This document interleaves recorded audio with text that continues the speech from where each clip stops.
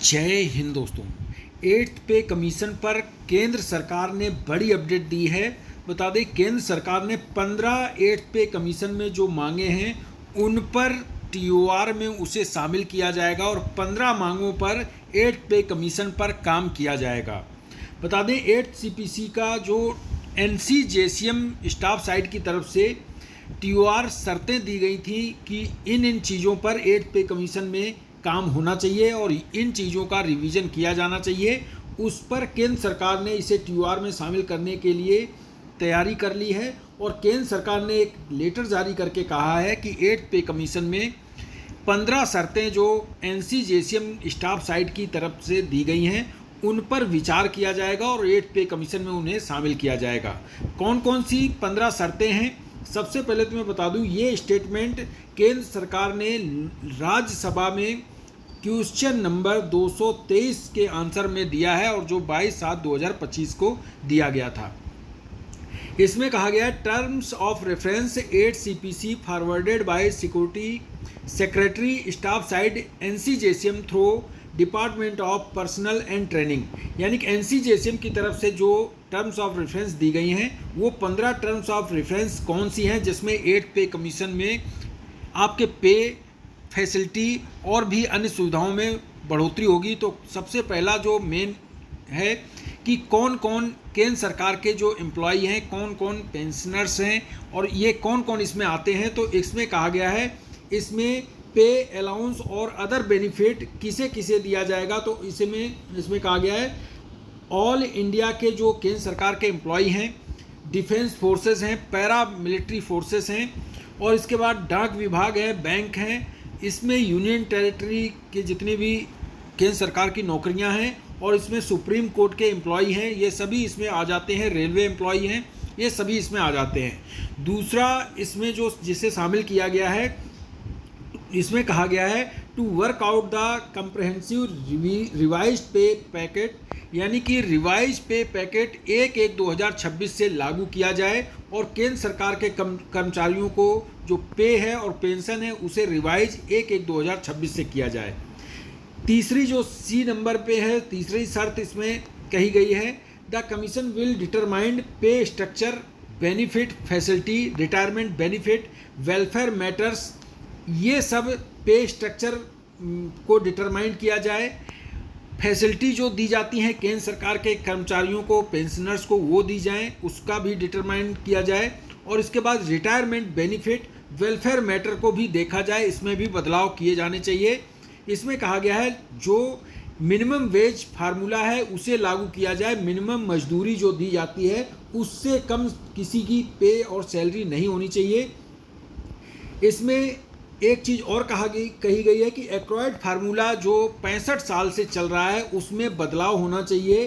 65 साल से जो एक्वायर्ड फार्मूला चल रहा है, सुप्रीम कोर्ट का कई बार जजमेंट भी आया है, हाई कोर्ट से भी जजमेंट आया है और उसमें 1/1/2026 से जो एक्वायर्ड फार्मूला है, पहले 3 फैमिली का जो था एक्वायर्ड फार्मूले में, अब इसे बढ़ाकर 3 यूनिट की जगह 3.6 यूनिट कर दिया जाना चाहिए, जो कि सुप्रीम कोर्ट ने भी इसमें एक जजमेंट दिया था। जो चौथा पॉइंट है उसमें कहा गया है 8th पे कमीशन में जो पे स्केल है उसे भी मर्ज किया जाना चाहिए और पे स्केल मर्ज किसे किसे किया जाना चाहिए। पे लेवल 1 को 2 से मर्ज कर देना चाहिए, 3 को 4 से और 4 को 5 से और 5 को 6 से मर्ज कर देना चाहिए, जिससे कि जो पे में डिफरेंस है वो कम हो जाए। तो इन चीज़ों पर भी ध्यान देना चाहिए। और भी पॉइंट दिए गए हैं, उनको अभी मैं आपको इसमें बता देता हूँ कौन कौन से पॉइंट हैं। इसके बाद इसमें कहा गया है कि एमएसीपी का बेनिफिट दिया जाना चाहिए और इसे सभी के लिए लागू करना चाहिए। एमएसीपी का बेनिफिट अभी तक 16 साल में 3 बेनिफिट मिलते हैं और वहीं जो केंद्र सरकार के बाकी कर्मचारी हैं उन्हें 2 बेनिफिट मिलते हैं। 25 साल में 2 बेनिफिट जो दिए जाते हैं और जो सैनिक हैं उन्हें 16 साल में 2 बेनिफिट दिए जाते हैं। इसमें बदलाव करना चाहिए। अब जो एमएससीपी है, 3 प्रमोशन मिनिमम एमएससीपी, एक सर्विस करने पर मिनिमम 3 एमएससीपी मिलनी चाहिए। तो इसका भी पॉइंट इसमें शामिल कर लिया गया है।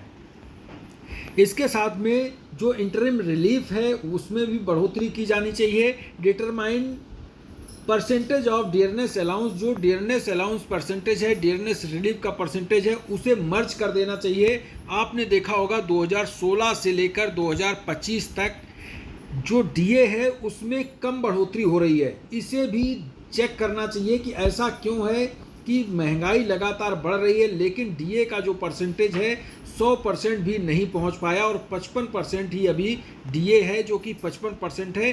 तो ये 10 सालों में इतना कम क्यों बढ़ा है, इसे भी, इस फार्मूले को भी चेंज करना चाहिए और ख़ासकर डीए को मर्ज भी कर देना चाहिए।